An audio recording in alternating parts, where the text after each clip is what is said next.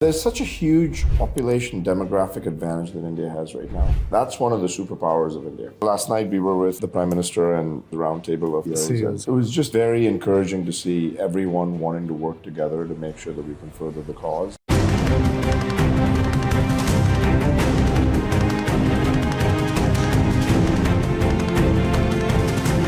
Today, I'm delighted to have with us Jeetu Patel. Jeetu, president at Cisco and chief product officer, has been here at the summit and is one of the global thinkers. While I was an undergrad, I didn't have enough money to actually pay for school. And so I was afraid that I'm going to get deported because I don't have enough money for tuition. With Indian CEOs and executives running so many firms in the US, the discourse becomes that look how well Indians are doing. But I think the stories of struggle, rejection, and darker sort of moments never gets highlighted. Modern software development has completely flipped now to being fully automated. There's a lot of talk now of how we expect a world where agents are going to be our colleagues. All of us are going to be managers of agents. But here in India and many other parts of the world, it's going to be possibly very disruptive. Some jobs will categorically get lost. Every job will get reconfigured. But there'll be entirely new industries that get created for the jobs that don't exist right now. When it comes to coding, I'm very sympathetic to the fear that people have saying, okay, so what am I going to do as an engineer if I don't code? We have now got 100% of one product that we have in our portfolio that is coded fully by AI. No human code written. However, that doesn't mean that we don't need human engineers in there. Where I think this could go wrong is if you get intellectually lazy and don't have deep thinking. There's a possibility that you could actually find tremendous amount of intellectual rigor that comes out of this.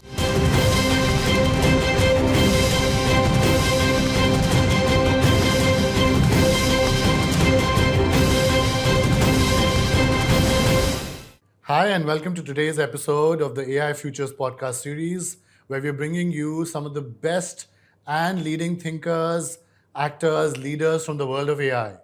And today I'm delighted to have with us, as part of that series, Jeetu Patel. So welcome to our podcast. Thank you for having me on the show, Anirudh.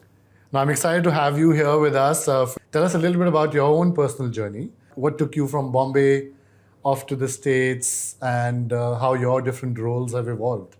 Yeah, I mean, look, it was I was in Bombay for the first 19 years of my life, and then decided that, I had not a great relationship with my dad. He was kind of abusive to my mom. He tended to be, he was kind of in the wrong, shady kind of businesses. So I didn't want to actually associate with him that much. So at some point, I'm like, the best way for me is to get out, get away from him. Correct. And so I left to go to get my undergrad done. In fact, I ran away from home. I took my mother and put her in an undisclosed location because he was pretty abusive to her. And then I just took a flight that night at 4 a.m. and went to amazing. So this is like you were like 17, 18 at the time. I was 18 at the time. 18 or 19. Yeah. And 19 actually. And then as soon as I went to my uncle's home in the U.S. He lived in Chicago, and then it was an interesting story because I went there. I went to undergrad, and then while I was an undergrad, I had this angel of a professor because I didn't have enough money to actually pay for school, and so I was like afraid that I'm going to get deported because I don't have enough money for tuition. And this angel of a professor gave me an assistantship. In the U.S. as an undergrad for undergrads, which never happens. It was just a stroke of luck. It wasn't like I was a genius. And that's typically PhD students who get that kind of right? role. Correct. But she was just like, she took a liking to me and she kind of helped me out. And so that allowed me to get through school. Yeah. And while I was there, she then introduced me to these guys who were starting out a market research firm. And so they said, you might want to go intern there. So I went and interned there. And then while I was interning, they offered me a job when I graduated, and but they said like, hey, look, we're going to be buying out the company from this original investor. I'm like, oh, and so I'm like, I want in, and I was making like $4 an hour at the time. They didn't have enough money, and they said, well, put in $250,000 and you're in. And so there was this. Banker who used to be there that was also our customer, and he was always a mentor to me over there. And so I went to him. I'm like, can I borrow $250,000? And the guy goes, why do you need $250,000? I'm like, I'm going to buy this company. He's like, what are you going to do when you buy it? I'm like, I'm going to run it. And you're young and dumb. You kind of don't know what the risk profiles are, and that's the only time you can do this. That's the only time you can do this. Actually, is what I learned later. You get too analytical as you get older. You get too risk averse later. And so he said to me, "Okay, son, come by tomorrow, pick it up."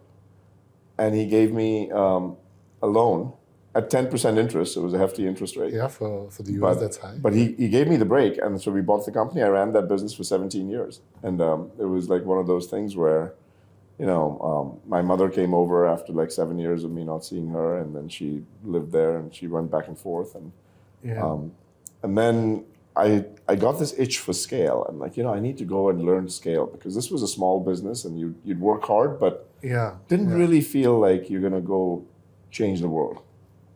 And I'm like, I want to understand impact, because the thing that fascinated me about America was the consistency across the entire country at scale and how businesses ran. And so I decided to go to a very large company from a very small company. So sub 20 people to 60,000 people. My God.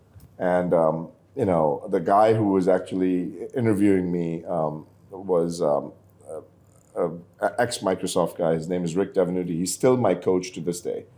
And he was my first boss that I went through over there. And so he basically was having dinner with me, and I'm like, his name is Rick Devenuti. And I said, Rick, you got to pay me more. Like, I've got so much experience. I've got 17 years of experience. You got to pay me more. And he looked at me, and it completely, no expression on his face, said, Jeetu, you don't have 17 years of experience. You have 1 year of experience 17 times over. And come work for me, and I'll give you 17 years of experience in 1 year. And it was actually absolutely true. Like, I learned more from him in the first year than I did running my own business for 17 years, because he was operationally so astute. And so I did that. Then then there was like one thing led to the other, and I moved to Silicon Valley from Chicago, and then things started compounding. I worked for Box.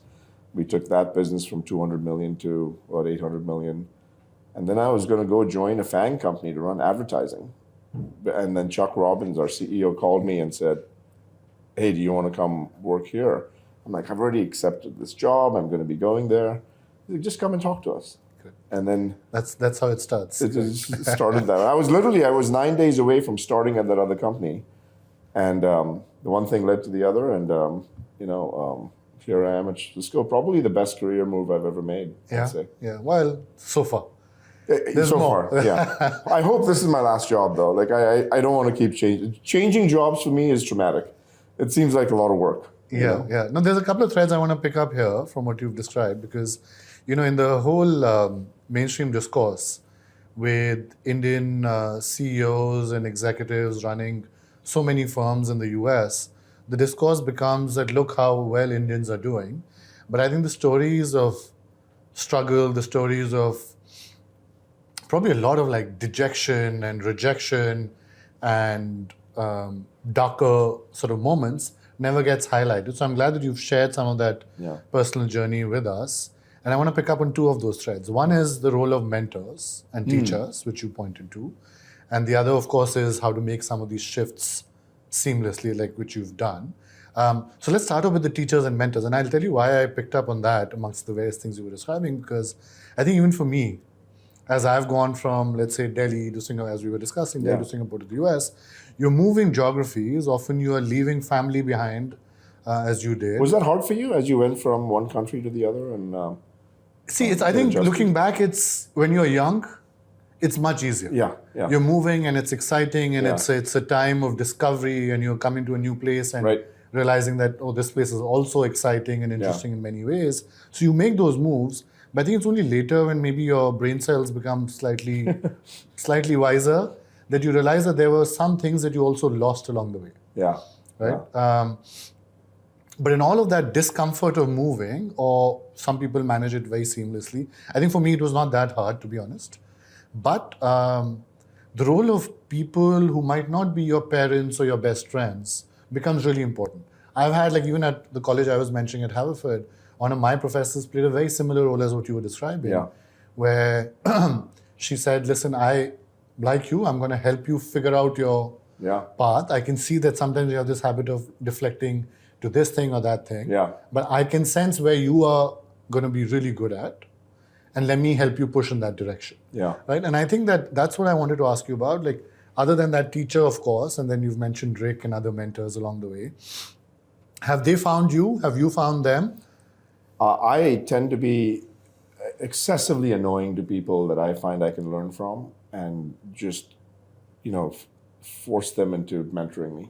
Yeah. Because I found that to be one of the best ways to not get too self-absorbed in drinking your own Kool-Aid, is get people that actually care about your well-being, that will tell you the truth. Correct. And can sort of see you from the outside, right? I mean, See you from the outside. but know you well enough that they'll have your best interest. Have the best interest at heart, but will be brutally honest with you about things. People love helping other people out, and so I think if you make sure that you take that advice in good stead and do things with it which are not just very transactional in nature. Like, what I hate when people come to me and say, I need a mentor, and you come there and the first 15 minutes they'll ask you for something. Yeah. Like, can I have a job now in your place? It's like, no, that's not the point of this. The point is to actually impart learnings. And so I think I've been very fortunate to have a handful of mentors that actually have shaped my career, and I would be nowhere without them. It warms the your same heart. kind of warming sort of feeling where I think especially for teachers and professors, I think hearing about where their students have moved to or how their journeys are panning out, I think for them it's especially it's satisfying very rewarding for them. Yeah, and I went to GD Somani in Bombay, and one of my professors, he's a Hindi professor, and his son is now in touch with me. And I reached out to him one time, and he almost started crying because he was so happy for the success that I've been lucky to enjoy, and it's just a great. No, I think it is. It's very rewarding to just. It feels very fulfilling. Yeah, and that's why I wanted to bring this out, because I think for many students who might be watching or many young professionals who might be watching, it's very important to remember that there's a whole journey that takes you there and a whole set of people along the way. Yeah. If you don't mind, I'll give you one story which was actually very seminal on this one. Is she passed away like 3 years ago, and the last 8 weeks, she had become almost like my child for the past decade and a half. They say that the full circle comes around. You're the child and they're... But in the last 8 weeks, we kind of knew that she was not going to make it. Yeah. And she flipped again, and she became a parent. And I was living with her in the hospital, and I still remember I was going to go to Amsterdam for I had to do a keynote or something at one of the Cisco events. And I'm like, Mom, I'm going to go for a day. I'll come back. And she just nodded her. She said, no, you're not going to go anywhere. I'm like, why is that? And she goes, because I don't want you to have regret of something happening to me while you're gone. While you're gone for that one day. And I don't want to leave after all these years having you feeling a sense of guilt. So I'm going to give you, over the course of the next few weeks, all the closure that you need so that you're going to be okay once I'm gone. Yeah, especially the massive role it seems like she has played in your life. A huge role. From those early days where that's driven you so much. So I think it's very fortunate that you got that time. I was so lucky to have with her at that stage. Yeah. And by the way, she said, I want to die in your arms. She died in my arms. It was absolutely fantastic. We actually stayed for 8 weeks together, and I think those moments, when you're younger, I think the kids that are watching your podcast right now, I think it's hard because of the pressure and social media and what's happening with AI, and you have to learn, and you feel like it's overwhelming, and just get your core values right of being with the right people and having them coach and mentor you, and the rest usually tends to work itself out as long as you have an outsized kind of curiosity for learning. Yeah, and be centered. I think that, as you're rightly saying, at the end of the day, those 8 weeks today will matter much more to you and will keep you grounded for the rest of your life than maybe another keynote that you would have delivered or another set of people you might have connected with, etc. So I think those values really need to stay strong, I think, which it seems in your case. I was lucky that I was actually going to make the wrong call, and she insisted that I don't. I was going to say that I expected her to say the reverse, because I think most Indian parents of that generation are very sacrificial, right? Yes. They'll say, no, don't worry about me. Yeah. You go do your thing, so you'll succeed in whatever you're doing. That's right. And so I was expecting your mom to have said the reverse. So I'm glad that she held you there. She held me there, Yeah. and she kind of, and we called every single person that had touched our lives, and we said goodbye, and it was magical. Yeah, yeah. No, lovely. It almost seems pointless now to move to the world of The world of AI. of tech and AI. But given we are the AI summit and we're doing the AI futures conversation, Jeetu, let me and we can keep coming back to some of the, I think, personal lessons that maybe shape your professional career and outlook also. So I don't mean to make a complete break from this. No, that's totally fine. But let's now move to the world of AI and the cyber piece and the security piece that you have now been inhabiting. We are at the India AI Summit.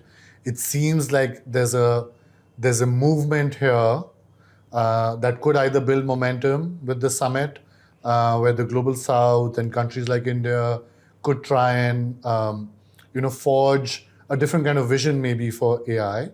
But I want to start off with your perspective on the global AI landscape today. Right now, you understand India. You've grown up here. You're spending a lot of time here professionally as well.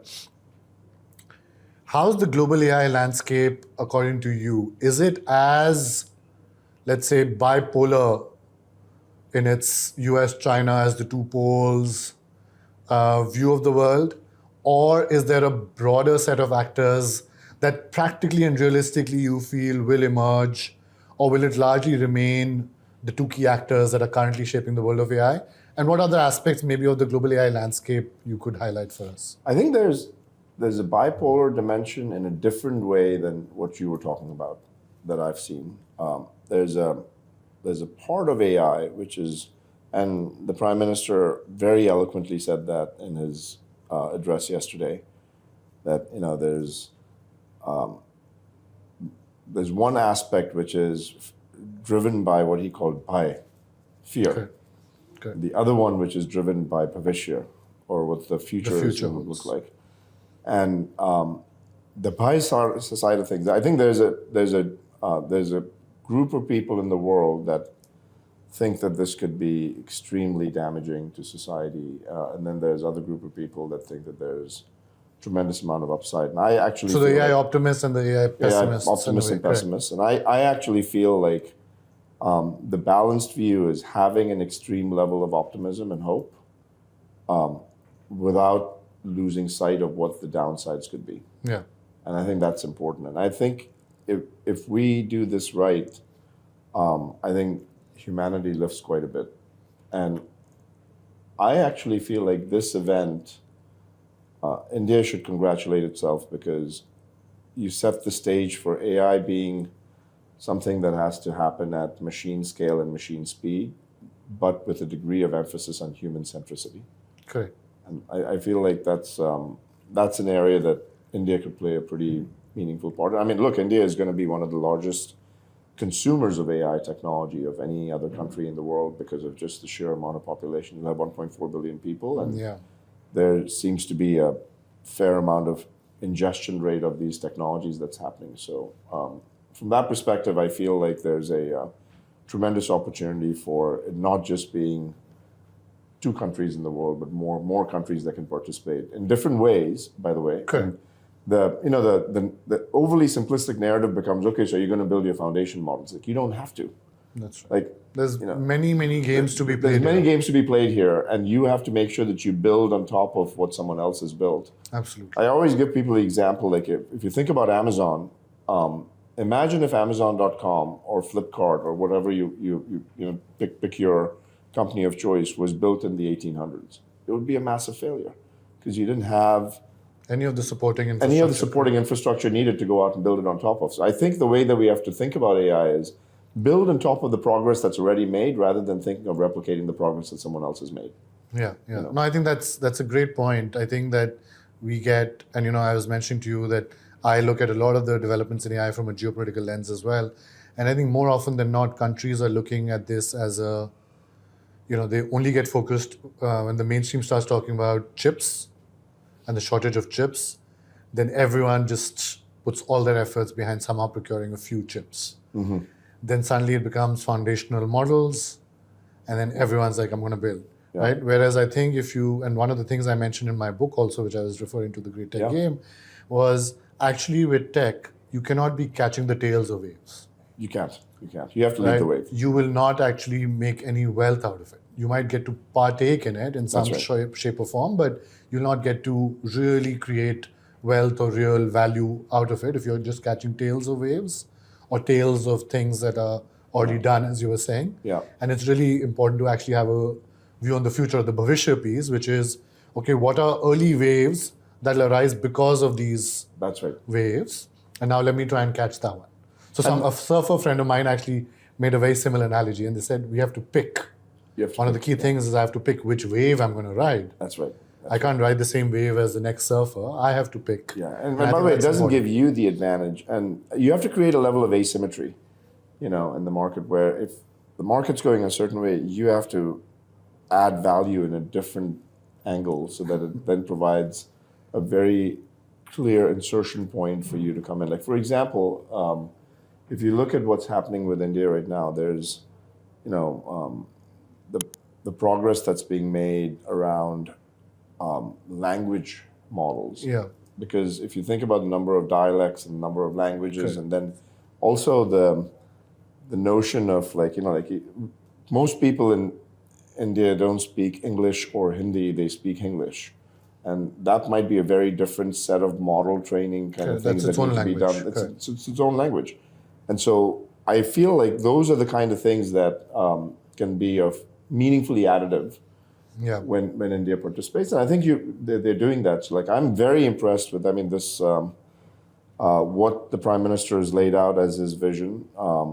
I think what the private sector is doing, what,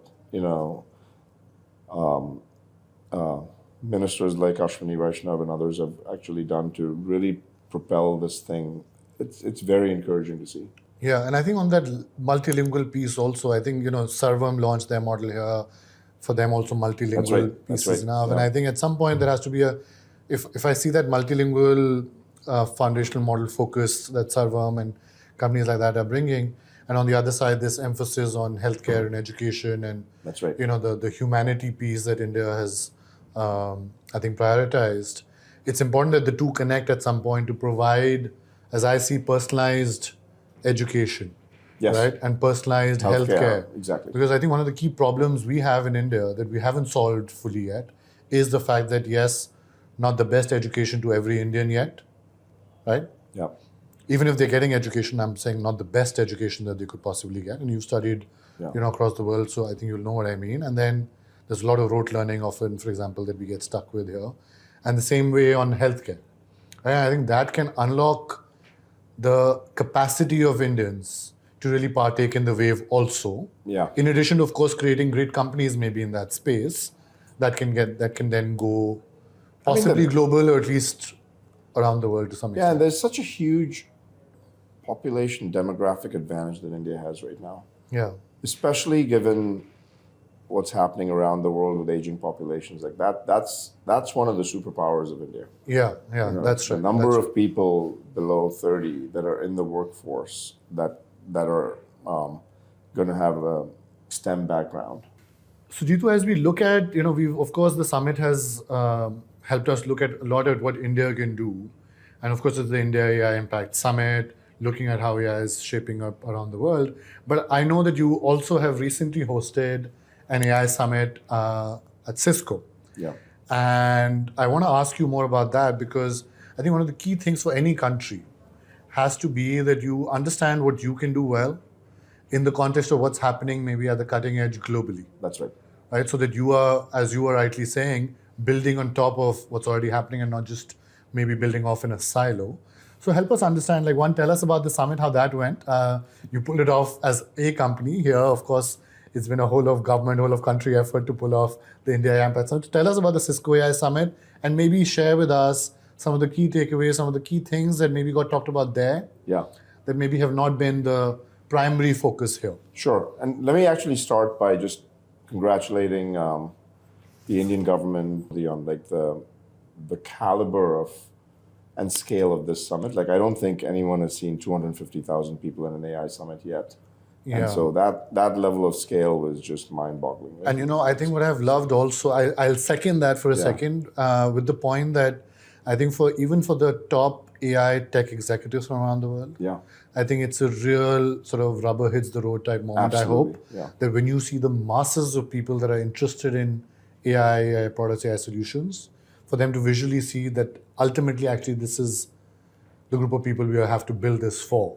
And not sort of be living in our own, let's say, Silicon Valley lab silo mentality. It's a phenomenal coalition. And last night we were with the Prime Minister, and there was a round table of 28 or so CEOs. And it was just very encouraging to see everyone wanting to work together to make sure that we can further the cause. And I think the level of strategic direction that the Prime Minister was kind of laying out was heartwarming to see. So I feel very proud as a person with Indian origin to see how far we've come. On the AI summit that we did back in San Francisco, we did that on February 3rd. The goal was to make sure that we can have some of the tough conversations and not have it be just a product pitch. And so what we did is we opened up with Sam Altman, and then there was Mark Andreessen, and there was Fei-Fei Li, and a bunch of senior executives from Google, and Amin Vadat, and Kevin Scott from Microsoft, and on. And then we ended with Jensen. And the purpose of that was largely to say, can you cover the full stack from silicon all the way to the agent and the application? And what are the things that need to happen in each layer of the stack so that we can see progress being made, and that and the constraints and impediments can be overcome? Because right now, if you think about it, while there's a lot of possibility for AI, there's also a lot of kind of constraint in areas like infrastructure. We don't have enough power, we don't have enough compute, we don't have enough network bandwidth or memory capacity in the world to satiate the needs of AI. I think there's a trust deficit that's a pretty profound one, where people don't trust these systems, they're not going to use them. And the third one then is around this notion of a context gap or a data gap, where if you think about you and me and how many tokens, trillions of tokens of context we absorb every day, so that it shapes our thinking. In the absence of that absorption of that context, we would not be as effective at what we're doing. No, that's right. An agent is going to be the same way. You have to make sure that you feed it context. And if you don't feed it context, it's not going to do well. But you have to create the apparatus to feed it context in the right way. So big learnings from that event were, I would say, 3 big learnings that came out for me. First one is there's a capabilities overhang. The innovation line is almost a vertical line at this point. The exponential is a vertical line. And part of the reason for that is modern software development has completely flipped now to being fully automated. And as a result, it's only going to compound in speed. So your capabilities are growing at a much faster rate than an organization's ability to absorb the change that's happening. That's my first learning. And we have to do a bunch of things to make sure that that gap gets bridged. The second learning, which goes through that, is we have this tremendous amount of emphasis on a human in the loop. Everyone talks about that, and I feel like the way we should be thinking about it is flip the model and make sure that AI is in every loop. Because if we can have AI in every loop, that will change the way that the process works, and that'll change the assumptions we have and how work gets done. And then the third big realization that's come out of that is it is less about these things being productivity tools, but as you move into the age of agents, these are teammates that are getting augmented to our workforce. And we have to think about accommodating those teammates. And just like it takes a human a vetting process, like if you were to go look for a job, like when I looked for a job at Cisco, what did they do with me?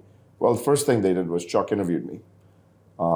Does this person have the right skills, the right temperament, the right value system to go out and actually do the job? Number two, after that was done, they didn't just take my word. They called some references. Sure, of course. Massive background checks, some reference Exactly. checks. Then there was a background check. Is he a criminal? Has he done something wrong? And then they give you a manager. Chuck was my manager and said, I'm going to give you some guardrails within which you can operate. Yeah. And I think agents have to get the same kind of things done. Like you're going to need to have a background check, and you're going to need to have some references, you're going to need to have some capabilities assessment. So a model eval is the equivalent of an interview. Yeah. AI supply chain is the equivalent of a background check. And we have to create that apparatus for AI to actually be ingested into work. Yeah. And so those are the three big learnings I had is, capabilities overhang, flip the model to AI in every loop, and make sure that you can think about these as not productivity tools, but as coworkers that are digital coworkers that are going to enter into the workforce, that are going to work for us, with us. Yeah. And you can delegate tasks. And the companies that will succeed are the ones that can safely delegate tasks and jobs to agents. Yeah. For that agent, are we also thinking enough about how to shape their values? Yes. See, a lot of our conversation has been about, what's motivating you, what's driving you, our fears, your personal Core background, values, all of that, core values. And I think that's been a key question on values and ethics that people have been discussing around AI. Yep. How do you start to do that? I think this is the central part of the success of AI is going to be. And in a way that's still personalized, right? Because ultimately your values versus my values versus the next person's values are very different. Even if professionally we're being trained at the same things, at a Cisco or at a McKinsey or wherever, personally our values are different. But it seems that for AI agents, if we have to start to somehow infuse values, it's going to be hard to figure out what values, whose values. Yeah, I think firstly, you can have it be free for all where all values are done on an individual basis, because your values might be, I want to go out and cause harm to humans, and not yours, but like a person's values. And that might not be the right set of values to allow to be infused into the agent, right? So the first thing is there have to be a core set of assumptions that the model has to be trained on, which is they are in service of humans, not in competition with humans. Yeah, but that's like teaching a child that you have to listen to your parent. Listen to your parents, except the child will not. No, eventually. But I think you can actually structure the way that these technologies evolve to create those guardrails and make sure that we continue to keep having that happen. And that's the thing that we have to make sure that we crack the code on figuring out. And by the way that you do that is not just by the training mechanism of the model, but by creating constant validation mechanisms around the model to say, is the model behaving the way that you want it to behave? Yeah. And when it's not, do you have a mechanism to provide runtime enforcement of guardrails? Because if you do it at design time, it's not going to work. You want to make sure that AI is going from being a compiled piece of code to being a code that's live all the time. It's like living code now. It's living code, right? And so you have to make sure that you actually create that runtime enforcement of guardrails. The way that policy and guardrails and values get instilled will be at runtime. They won't be always at design time. Yeah. And so you have to create an entire apparatus for trust in the system, because in the absence of you doing that, this thing could go sideways pretty fast. Yeah. I think it can. One of the recent conversations I had, Jeetu, which is relevant here, is I was speaking to Joshua Bengio. Yeah. And we started talking about how the AI models are learning deception. Mm-hmm. Right? So much like humans deceive other humans, the models are starting to deceive humans. And so he was highlighting the fact that even at that runtime base level that if you know you're just being tested for the evals, so the models just know how to go out and beat the eval. They're being tested. Yeah. And when you're telling them to shut down, let's say a certain activity, they're shutting down in that moment, but then starting to, on a different machine, create a parallel run structure. Again, right? So that's why I brought that parent-child analogy here, because you think you're in control, you think that the child will listen to you because you created it, and you feel like you are, both the genetic DNA is coming from you, but also the nature and the nurture and the nature piece is coming from you. But eventually the child has a mind of his or of her own. And so to what extent are you actually really worried that this might go out of our control? Even if we have the most amount of guardrails. I think there's a non-zero chance that happens. And so we have to, as a society, be extremely concerned about trust.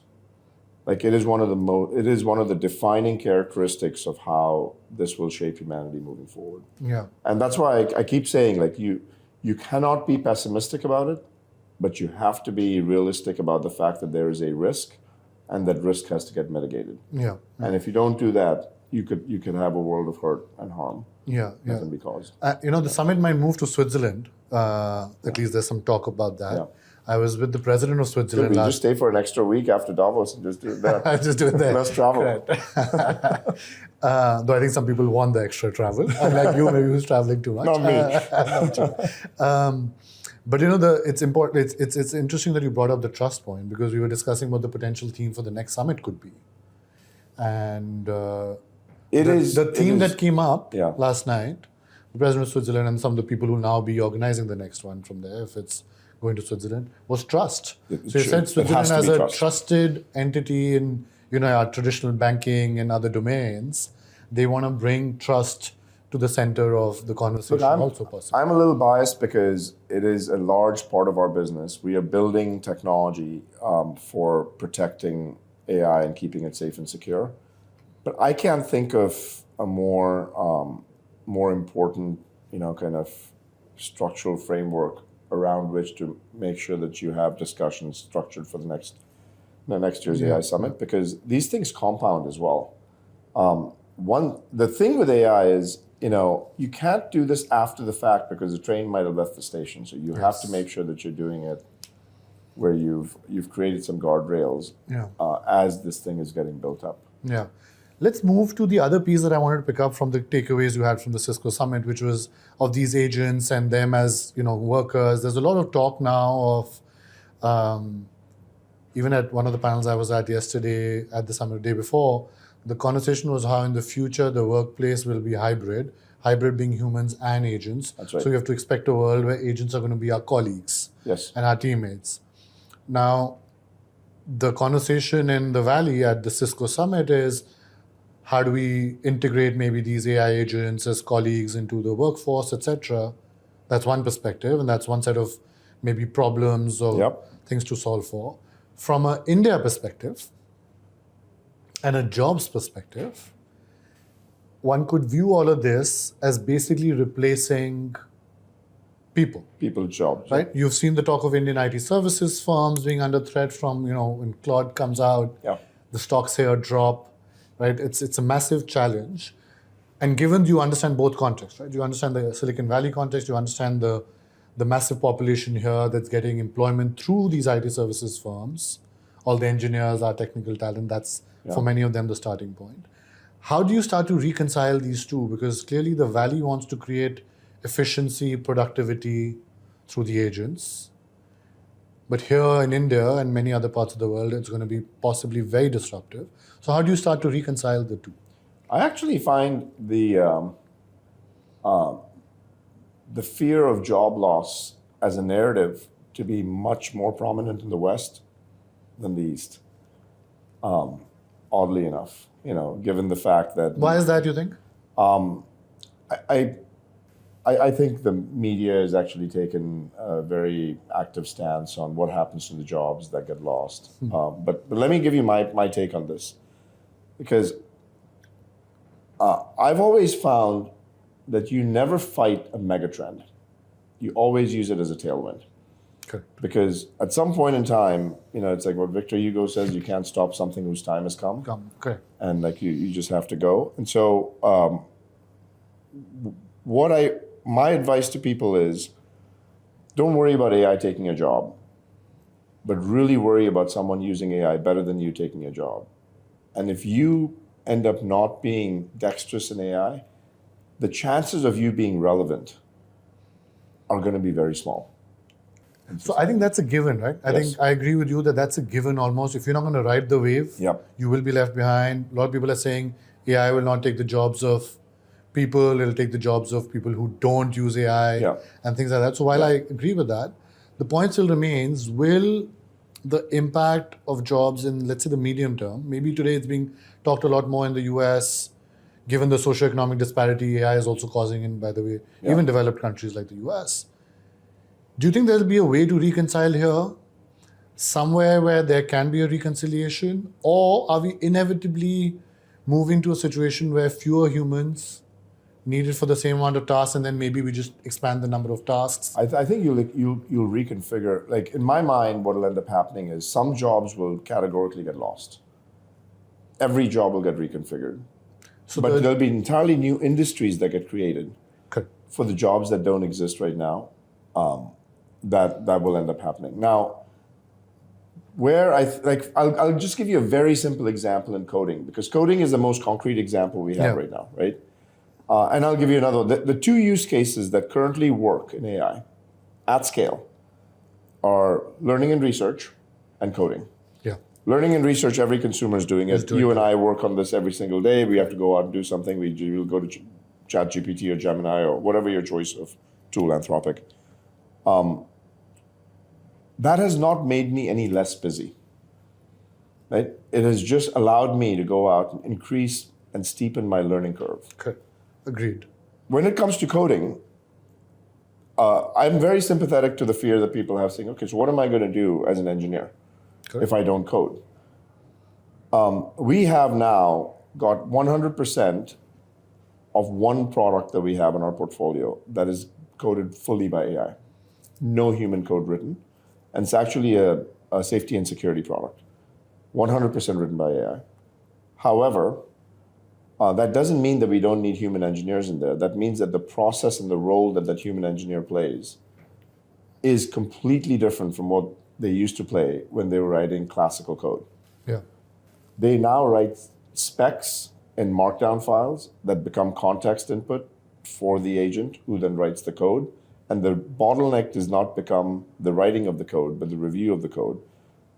Which, by the way, I also think will be algorithmically I would think, right? Correct. At some point, the review also will happen algorithmically. But the judgment on what kind of product to build that is in fact going to get market traction, I think is going to have human judgment element that'll be needed. And so there'll be more and more of that kind of work that'll get done. And so I think what ends up happening is the work shifts to something else. During that time, there's disruption, there's pain, there's reskilling that needs to be done. And we are very focused on reskilling at Cisco and making that happen. But I do feel like, in general, as long as you have more ideas than you have capacity to prosecute them, I don't think it actually is a job loss scenario. I think it becomes something where it's a reconfiguration of the job that you do. Yeah. And so if that ends up being correct, if what you're sort of projecting, right, then the other question that comes to my mind, especially for a country like India, but I think this applies to the US and others, is if you now look at, people tend to talk about tech talent as a whole, as one. But really, if you look at the different layers of tech talent that exist, from the engineers to the product managers to others, what you're saying is that almost the roles that you would do typically as an engineer much later in your career, they're going to get expedited. You'll have to start doing a lot of that design thinking work, the product management work, the pieces that typically you do, let's say, post a certain number of years in the profession. If that's the case, how does the talent workforce structure need to change? I'll give you an example from McKinsey, for example, a firm I have worked with, where we have teams that are basically a bunch of analysts, associates, then a project manager, an engagement manager, and then your partner, and then a director, client-facing. A lot of the conversation is that, much like the coding engineer, software engineer, the analyst in this role, you can take a law firm, same thing will apply. A lot of these entry-level jobs, they're getting automated or will be done by AI. And so you have to start doing, maybe to be relevant in that firm, the job that your engagement manager or your product manager and so now, but those people are already sitting up there. They're not going anywhere. So how does the structure of the workforce now need to change? It's a really great question. And by the way, I have some very strong views on this one, because I think one of the stupidest things that a company can do is not hire early in career talent. because early in career talent is not just about having lower cost labor. It is about making sure that you have the younger people can come in and show us how to unlearn. Because one of the big liabilities of experience is the bias that you structure yourself with. Yeah. So you have to figure out a way that you actually combine the inexperience, the extreme inexperience with experience. And the experienced people benefit from the inexperience by knowing what to unlearn. And the inexperienced people benefit by the pattern recognition you get from the experience. I mean, that's how society is working, right? I mean, Yeah. I don't think that changes because of AI, right? I think that entry-level jobs might go away in the way that they're currently configured, but the pace with which a person can get to a certain level of base dexterity goes up exponentially. And so you actually almost level the playing field, where someone who comes in who is in their early 20s might be able to get an accelerated rate of learning compared to someone that's been around for a while. What I've found is the amount of full-time management jobs will start to diminish. People that are full-time managers that don't create and do work. I think it's going to be like all of us are going to be managers of agents, and you're not going to need people that just full-time manage other people. But they'll manage people. The middle agents. management is the area that you have to actually make sure that you start thinking about restructuring that. Everyone in some way, shape, or form. Like this is a piece of guidance I've given to my team. We don't need full-time managers. We need player coaches.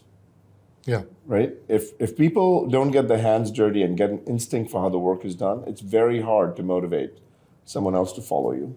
Yeah. And by the way, it'll be very hard to direct an agent if you don't fully understand how that's happening.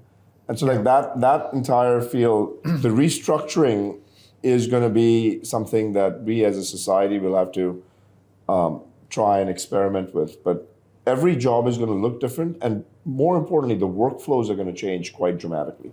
Yeah. And I think 26 will be the year where you'll start to see that actually start to happen. Yeah. Let me now shift to a different aspect of this AI puzzle, Jeetu, that we've been discussing, which is if you look at how currently the models are going, the current AI infrastructure is going, it's getting bigger, right?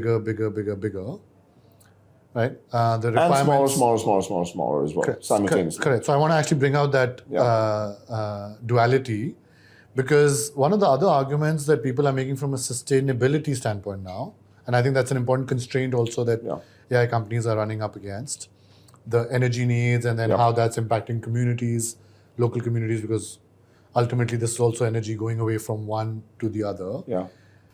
How do you see this panning out? I've heard now two different schools of thought around the world, as we've spoken to for this podcast, people from around the world, from Japan to the Middle East to the US to India.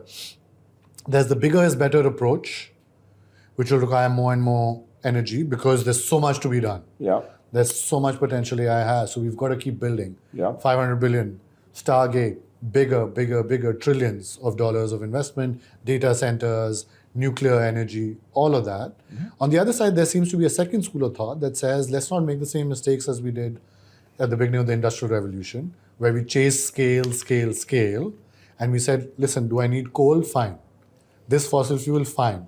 But I got to achieve scale because that's what's going to create wealth and opportunity. And we end up with the ecological crisis that we're today living with. So tell me where you see these two schools of thoughts maybe landing, and is there a middle ground here? I don't think it's mutually exclusive. Okay. And so I actually feel like if someone said, I'm only going to go focus on big, or I'm only going to focus on small, neither of those are right. And what I think will happen is, and it's already happening, so this is not even like superbly visionary, you're going to have an intelligent routing layer that organizations will build. And that'll be where one of the pieces of IP is that you'll actually protect. And what that'll do is say, when I have tasks to get done, where do I direct that query? Am I directing it to a large model because that task might be best answered by something that has a lot of context? Or am I going to direct it to domain-specific. something that's very domain specific? And that domain specific piece might give me a very specific answer, doesn't hallucinate, is actually going to have much closer guardrails. It's going to have a better cost to serve, all of those pieces. And so that and by the way, if you look at someone like Cursor, they've done this masterfully well. They have the Claude model, but now, a pretty large percentage of their queries go to their small models. Yeah. And so for anything that's a tab complete in coding, you would not need to go to a foundation model for that. That's a frontier model. You can go to a very, very optimized model for that. Yeah. And I think that's how most things will move forward. So this kind of binary view that we have, the architecture is going to shift to a much more meshed view than a binary view. Yeah. No, I think that's a great point. Point. Let me also ask you about Cisco now, right? So, I mean, though I think we've touched upon it, how you're dealing with the change within your organization, with your clients, customers as well at the Cisco Summit.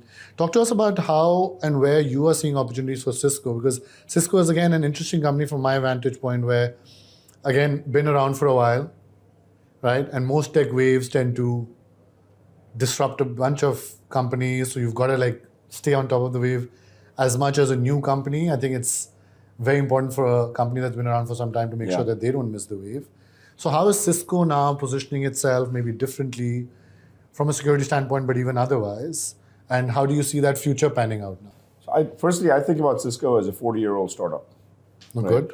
And it's one of the few companies now that can say that. We can actually now, I'd say 5 years ago, if I said it would not be intellectually honest. Right now, I feel like the amount of innovation we've had in the past 18 months alone dwarfed what we had done in the previous decade combined. Oh, wow. And I think the next 12 months will dwarf the past 18 months. That's because of the changes that are happening in the AI world, or otherwise? The tempo has changed. I think we've changed our culture. We've been very intentional about innovating, and doing it at speed and at scale. So the way to think about Cisco is we are the critical infrastructure company for the AI era. What does that mean? I always tell people, think about Cisco as the picks and shovels company for the gold rush. We are going to provide the infrastructure. And so what infrastructure are we providing? Well, we're providing high performance, low latency, energy efficient networking, switching that actually connects the GPUs. These GPUs that you have, if they don't get networked, you got nothing. That's right. Right? And so it's like oxygen. You have to network this thing. And so we build our own silicon, we build our own switching infrastructure and systems, and we build our own software and OS, we build our own platform for security, we have our own observability, and then we have our own data platform, and then we build our own applications. We've got that full stack. But what we want to do is make sure that we become the critical infrastructure for AI. So the first thing we do is provide the networking for not just intra-cluster communication within the data center, but also intra-data center communication, where you can have two data centers with thousands of GPUs, hundreds of thousands of GPUs. What we want to do is make sure that we become the critical infrastructure for AI. So the first thing we do is provide the networking for not just intra-cluster communication within the data center, but also intra-data center communication, where you can have two data centers with thousands of GPUs, hundreds of thousands of GPUs, hundreds of kilometers apart, that can act as one coherent cluster for a single training run. That's massive, right? That's something that required us to build special kind of chips that provided that data center, not just data center interconnected low latency, but provide the entirety of that system operating as one coherent ultra cluster. Okay. So that was the first thing we did, is like the provide internet the optics. of GPUs. Okay. Yeah, what was that? It's like the internet of GPUs. The internet of GPUs, yeah, exactly. And so we provided that, which is have the apparatus for connectivity, which includes optics, which includes network ASICs, which includes switching infrastructure, routing infrastructure, all of that pulled together, and compute that we'll work with partners and put together servers. So that's the first thing we do. Yeah. The second area is we provide trust, which means safety and security systems for not just using AI in cyber defense because the adversary attacks are going to get more sophisticated, but we will also provide ways to secure AI itself. We have a product called AI Defense that's 100% written by AI that actually does this thing that we were talking about of validating a model and providing runtime enforcement guardrails. We do that. And then the third thing is you have to provide full level of observability throughout the entire stack. How is the GPU performing? How is the model performing? What are your tokenomics looking like? Are you able to generate the most efficient and the most secure tokens per dollar per watt? That's a pretty important kind of dynamic. And I personally feel like the competitive differentiation for every country and every company is going to be, can I have secure, efficient generation of tokens? That's going to be the new currency. And so what we want to do is provide observability throughout the entire stack for that. Yeah. If we do that, we become that core foundation. Yeah. And that's essentially what we've been doing. And now we're generating billions of dollars of revenue doing it. So it's not just, this was a fantasy that we'll get to at some point in time. You have every revenues. hyperscaler, every service provider, every neo cloud, every sovereign cloud now has a choice to go to Cisco to use this. And when they do, all of those learnings can also be translated to the enterprise because we actually have these same chips that we build for hyperscalers that can now be put into systems that can be optimized for the enterprise, which has an entirely different set of needs. Yeah. Before we move into what we have towards the end, which is a rapid fire segment. All right. And consider this as a preview that I'm letting you know that it's coming. Okay. I have one last question, and then we'll move to the rapid fire segment to conclude. Jeetu, this has been a great conversation. We've discussed, of course, tech, geopolitics, all of that, but we've also discussed personal. Probably the broadest range I think I might have discussed in the podcast. No, good. I'm glad. I think important to go broad and deep. I think in our current world, I want to ask you about the impact of AI on society. You've been a keen observer, as I can gauge, of yourself, people, relationships, as we've discussed. And typically, I don't ask this question, but given we've discussed a bunch of these things today, tell me how you are seeing the impact of society playing out in terms of human relationships, societal structures. What's going to change? If there was a time, you've grown up in India, so we've gone from a joint family structure, for example, to nuclear families, and that has its own implications and all that. That just as an example, but what are maybe some trends you're seeing that you can point to which is related to the impact of AI on how our society functions? I think right now firstly, the narrative has a lot of hope and optimism about what this can do, but also a lot of fear. And I think we have to kind of bring people along to make sure that they don't think about this as a fearful thing, but they think about this as something that could tremendously enhance lives. Because in my mind, the biggest societal contribution, we look at this, I think the narrative has been slightly, I wish the narrative were not constructed the way it was, which is it was overly emphasizing productivity, right?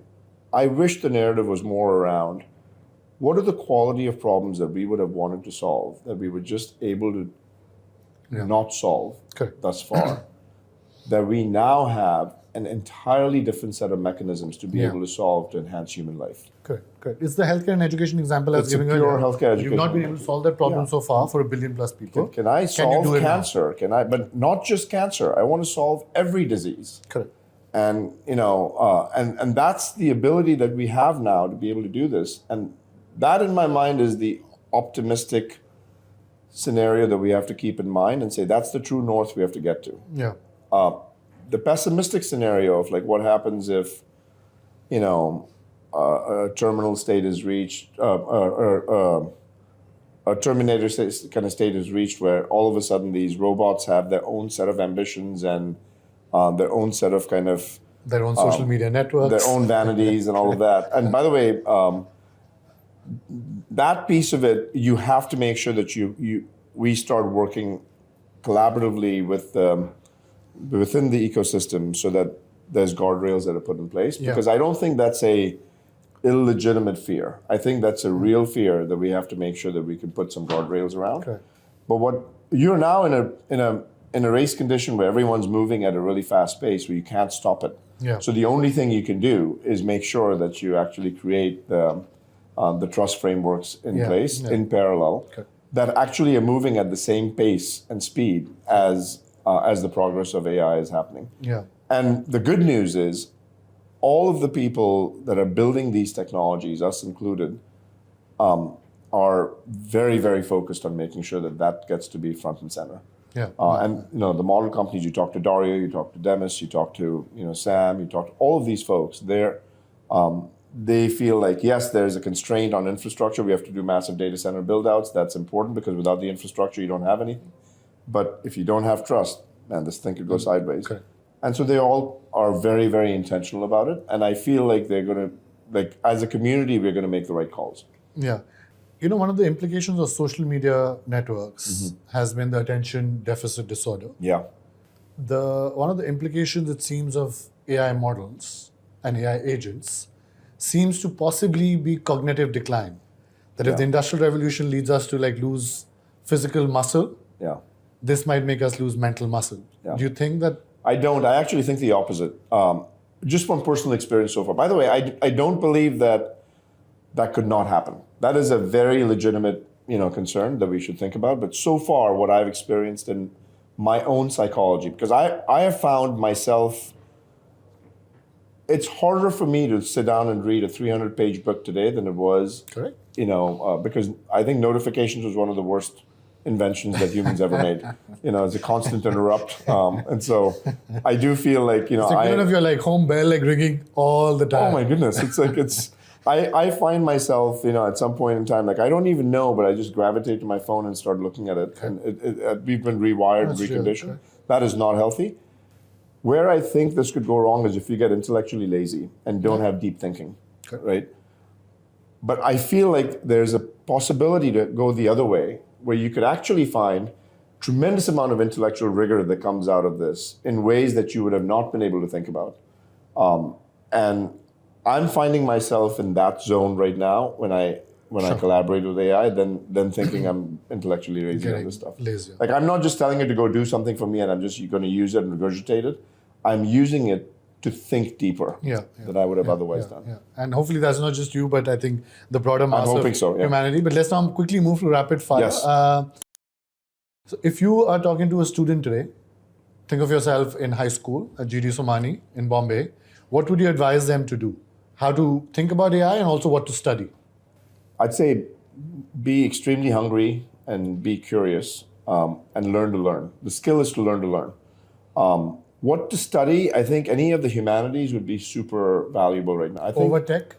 So if someone's making a choice between the two? I would say the foundation of tech is super important, but if you can actually couple the foundation of tech with humanities, you'll have a superpower. That's the holy grail. Yeah. Moving on to policymakers. For countries other than the US or China, policymaker that you're speaking with, is AI invention more important or AI adoption and diffusion? I think you have to, you mean from a policy standpoint? Yeah, for a policymaker, as they allocate resources and attention, should they focus on AI R&D, AI inventions, innovation, or should they be focused on AI adoption and diffusion? I think I would go with adoption and diffusion is going to have more policy-based implications. But I don't think you should discourage innovation either. So I think they're both important, but I would slightly, 51-49, I would go to the adoption and diffusion Adoption side. and diffusion. One thing the US is getting wrong in its overall AI strategy or approach. I don't know if it's the US, but I would say the media narrative in the US around largely thinking about this from a fear-first standpoint is something that I'd like to see. That needs to change. I think you have to look at it in a balanced way. One thing that maybe China is getting wrong in its AI strategy and approach. I think data privacy matters. One thing Europe could do differently. Be extremely, I think the diffusion dimension is a pretty important one. There's a huge amount of upside for AI adoption in a continent like Europe. Yeah, very diplomatically put. One thing India could be doing differently. I think continue this human-centric, like the Prime Minister laid out the Manav, kind of framework yesterday. I think that was extremely potent framework that we should actually see to the next level and build out the infrastructure and the ecosystem and work with the rest of the ecosystem. I think we're doing all the right things. We just need to continue to keep doing it. On the personal front now, Jeetu, which AI application that you have seen out there excites you the most? Look, I feel like right now I'm still pretty blown away with the reasoning model capability of the core frontier models. And then what's starting to happen with video and multimodal and design systems is pretty fascinating to me. So I would say product-wise, I think the 3 or 4 foundation models have done a fantastic job, and then Midjourney's done an amazing job. And there's so many of them that I don't want to kind of name someone and then feel like everyone else is left out. It's like acknowledgements at a award ceremony. It's like the Oscar to make sure awards, you touch upon everyone. Yeah. The application of AI, especially from a security standpoint, given you're at Cisco, that keeps you up at night. Oh, I think if we don't keep guardrails around rogue behavior of agents, that could be damaging, and we have to make sure that we create these trust systems and frameworks in place. Great. And finally, we've done very well on the rapid fire. Books or Substacks. I've changed my question also in recent days. Books or Substacks that you recommend for people who are watching or listening? If you're early in career, I still think reading and absorbing Clayton Christensen's Innovator's Dilemma and Innovator's Solution, those 2 books, just think of it as your Bible or Gita or whatever you think, Quran, and just that's the core book for the tech community, and I think those foundation principles still apply. The other one is Ben Horowitz has written a great book called The Hard Thing About Hard Things. I love that book. I feel like I give it to, and then from a leadership perspective, Phil Jackson had written a book called Sacred Hoops. Okay, that I haven't heard of. Which where he teaches how Michael Jordan could be trained. And he's like, how do you train someone as legendary as Michael Jordan? As you teach him to pass the ball and trust someone else to make sure that they can make the shot. Because otherwise, even if Michael makes 70 points in the game, you still will lose the game if no one else makes it. So like teaching Michael to trust the team to pass the ball was something that required the entire team to raise their game so that he felt like, if I give it to you, you're not going to let me down. Yeah. And that I think psychologically is a pretty important thing for leadership. Yeah. And our last one, podcast guests that you recommend.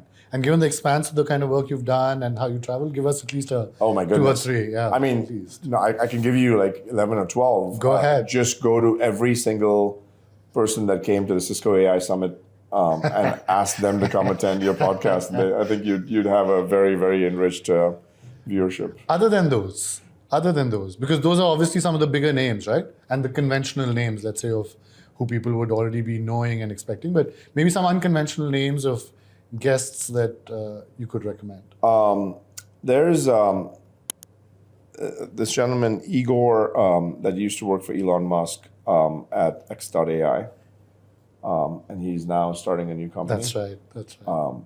Man, he is one deep thinker. I think we've taken up a lot of your time, but I think we've covered the personal, the global, the Cisco specific, but really most importantly, I think thank you for sharing, I think your journey, your leadership lessons, what's driven you, what's kept you grounded, and the values that have kept you grounded. I think as we run through more and more technology in our lives, I can't emphasize, I think personally, how important that piece is and how quickly that sometimes gets lost. So thank you for I just hope, like maybe to close, I would just say to your audience, especially the younger people that are coming into the workforce,